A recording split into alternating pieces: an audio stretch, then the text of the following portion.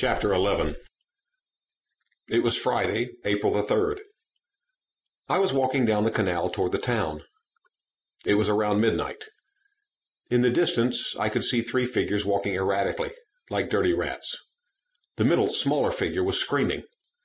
It was a woman, and I was under the impression that she was either drunk or flirting. But the screams grew more disturbing, more imminent. The movement of her body was vicious, jerking side to side between the two larger figures, who now appeared to be men. She was being pulled to and fro like a dog. The woman shrieked and squealed in a language of screams that I had not heard before. They were religious screams, becoming lower in tone, more somber. I did not want to be noticed. I hid inside an abandoned garage that I was passing by. The door was already half open, half agape, as if it were observing an act of horrendous evil. I crawled under the garage door and pulled the rest of it down behind me. I stood with my back against the cold metal door, my heart beating ferociously. I stared into a black abyss similar to this confessional box we converse in. I tried to stop breathing and listen deeply to whatever stimuli lay outside of my box. The woman's religious screams were now mixed with tears muffling her words, dribbling down her nose.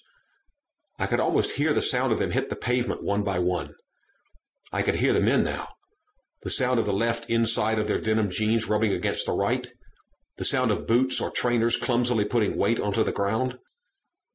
The woman was not wearing high heels, but flat-soled shoes that stroked the ground as they were dragged along carelessly by the two men. I could hear something rattle, some embellishment worn on a dress, a clip within her hair, a bracelet jangling, but made of wood or plastic, not real metal. The men's clothes made no other sounds. They were stupid, drunk murderers. They wake up and place a T-shirt over their protruding gut, baggy blue jeans to cover their pale, ugly, childish, and humiliating legs. I want so badly to hear the sounds of other people, a group of students, a man on his bicycle cycling home, but nothing. Not even nature had the courage to speak up, to apprehend. Nature could not even comprehend. The woman's bracelet fell off, and I could hear the sound of tiny jewels rolling away, scattering, becoming part of that sparkle one can sometimes see on a pavement in the summer. Every accessory of integrity drooped and fell off Tracy O'Hayav. It was then that her body was pushed into the garage door, the door of the garage I was hiding within. The sound crashed off every wall and momentarily deafened me. I could not hear. My ears were cut off from the rest of the world. Without sound, I accepted a new level of touch. Tracy's body had made an indentation on the thin steel garage door separating myself from the crime. Perhaps my own body, with its back against the internal side of the door, had buffered her impact. For that one moment we were leaning on one another, a silly, sensitive fool and her, an innocent woman who was about to be raped and decapitated. If I had known her name at that time, I would have whispered, "I love you, Tracy O'Hayav." After the initial crash of her fragile body into the garage door, others began. I only knew this because I could feel the thin steel door dig into my back, my ears still ringing. Over and over again the door protruded into my back. Every thrust into Tracy the men took, I could feel her back touch mine, touching mine in a delicate way, with grace, saying, "It is okay. All will be over soon. We will be together and keep each other safe through this random act of senseless violence." Perhaps we could pretend that we were making love, Tracy, and I would rest you delicately onto something soft, lightly push the hair back from across your face to behind your ears.